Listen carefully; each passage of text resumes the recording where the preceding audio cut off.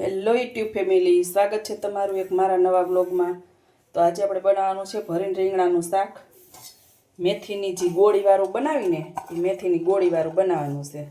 તો સૌ પ્રથમ એમાં શું શું વસ્તુ જોઈ, મેં 5 રીંગણા જુઓ કાપા કરી અને પાણીમાં નાખી દીધા છે, કેમ કે કાળા ન પડે એટલા માટે। 2 બટેટા લીધા છે, એક મોટું ટમેટું લીધું છે ને એક નાની સાઈઝ ડુંગળીની લીધી છે, 3 કળી લીલું લસણ લીધું છે।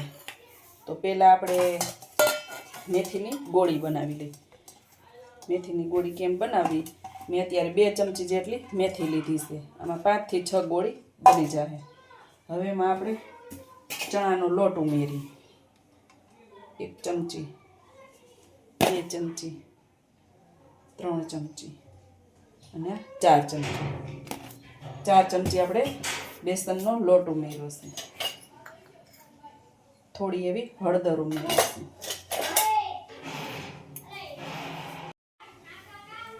આમ 1 ચમચી આપણે ધાણા જીરું ઉમેરશું। થોડોક ગરમ મસાલો ઉમેરશું। 1 ચમચી લાલ મરચું પાવડર ઉમેરશું। સ્વાદ મુજબ મીઠું ઉમેરશું। અને આપણી ગોળી પોચી અને ફૂલે એ માટે મેં 1 ચપટી જે ભજીયાનો સોડા આવે ને એ લીધો છે।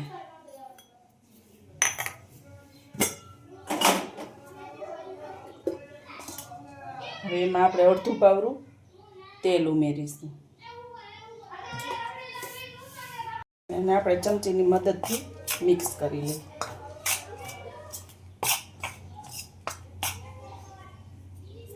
ચમચીથી જ પાણી ઉમેરશું આપણે।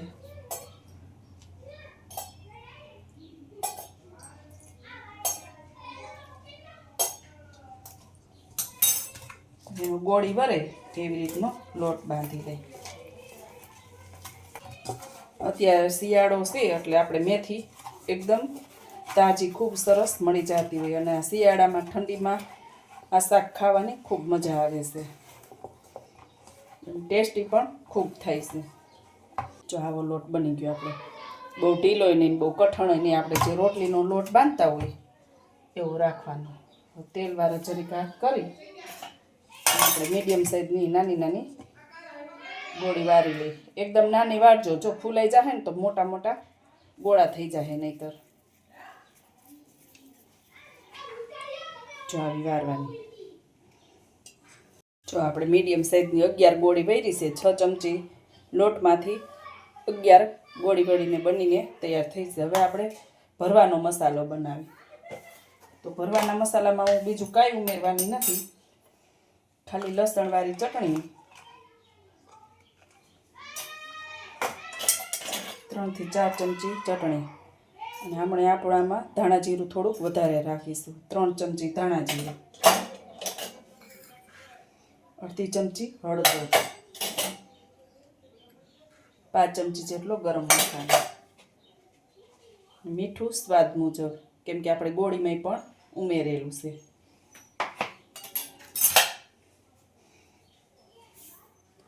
એમાં થોડો લીંબુનો રસ ઉમેરશું।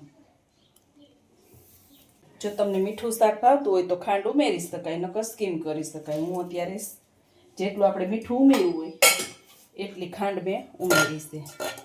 અને આપણે ઝાઝા પ્રમાણમાં ધાણા નાખશું લીલા, અત્યારે લીલા ધાણા પણ સરસ આવતા હોય એટલે આપણે વધારે ઉમેરી। હવે એમાં થોડું એવું આપણે અડધું પાવરું તેલ ઉમેરીશું, આને પણ આપણે મિક્સ કરી લઈએ।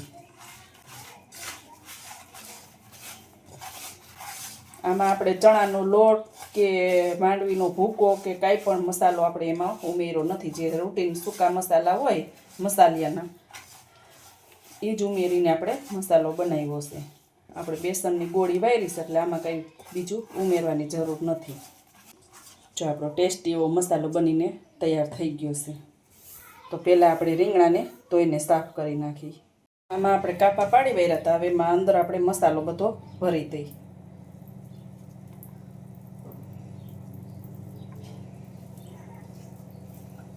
દબાવીને ભરી દેવાનો।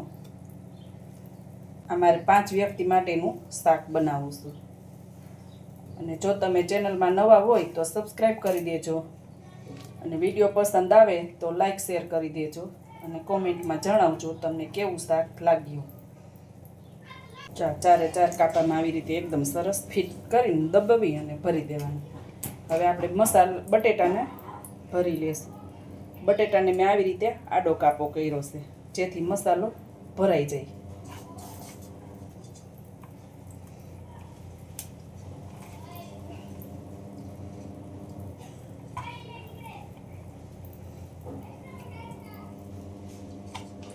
શાંતિપૂર્વક નિરાતે ભરવાનું, નકર તમારે બટેટું ફાટી જાય.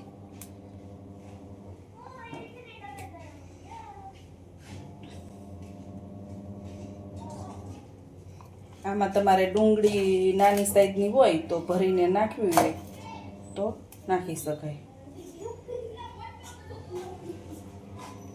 આવી રીતે ઊભો કાપો કરો ને તો બટેટું ભરાય નહીં અને ફાટી જાય. આવી રીતે આડો કાપો કરો ને એટલે બટેટું ન ફાટે અને ભરાઈ જાય. તો જો હવે વઘાર માટે આપણે તૈયારી કરીએ. આપણે ગોળી પણ બની ગઈ અને આ આપણે રીંગણા પણ ભરાઈ ગયા અને આટલો મસાલો રાખ્યો છે એ આપણે આમાં પાણી નાખી અને બધું ધોઈ સાફ કરીને એ આપણે નાખશું એટલે થોડી ગ્રેવી ઘાટી થાય. તો ચાલો વઘાર કરવા જઈએ. કુકર વઘારવા માટે મૂકી દીધું છે, ગેસ ચાલુ કરી દીધો છે. તમે તેલ જેટલું યુઝ કરતા હોય એટલું કરવાનું. મેં 5 વ્યક્તિ માટે બનાવું છું. આપણે ગોળીમાં બધે તેલ હતું એટલે હું અત્યારે 2 પાવરા ઉમેરું છું. તેલવાળું ઓછું ખાતા હોય તો તમે ઓછું કરી શકો. આપણે રાઈ થઈ ગયું છે તો 1 ચમચી રાઈ ઉમેરી દઈ, 1 ચમચી જીરું ઉમેરી દઈ,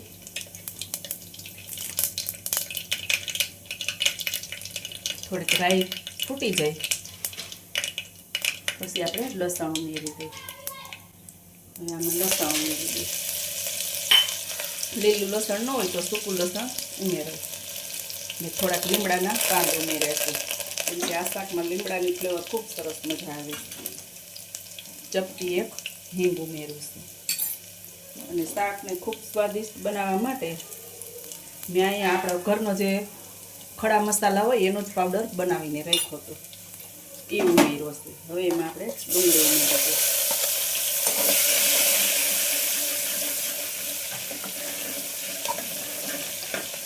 ટમેટા. ગેસ આપણે સ્લો કરી વાળવાનો એટલે આ બધું મસાલા કોઈ પણ બરે નહીં.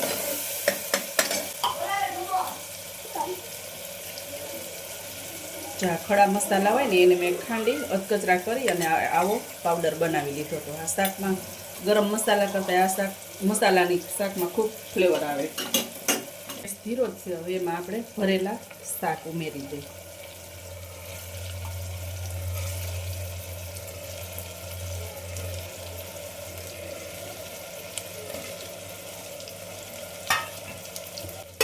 પાંચ મિનિટ આપણે ઢાંકીને રાખી દઈએ. 5 મિનિટ થઈ ગઈ છે. હવે આપણે શાકને હલાવી નાખીએ.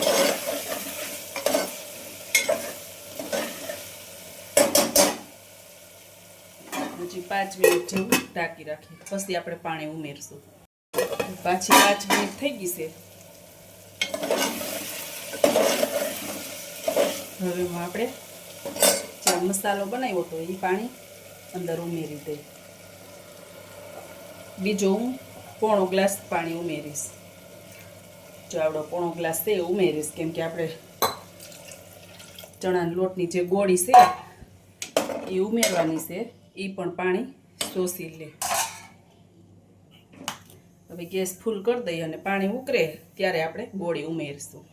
પાણી એકદમ સરસ ઉકળી ગયું છે. હવે એમાં આપણે હળવે ગોળી ઉમેરી દઈએ.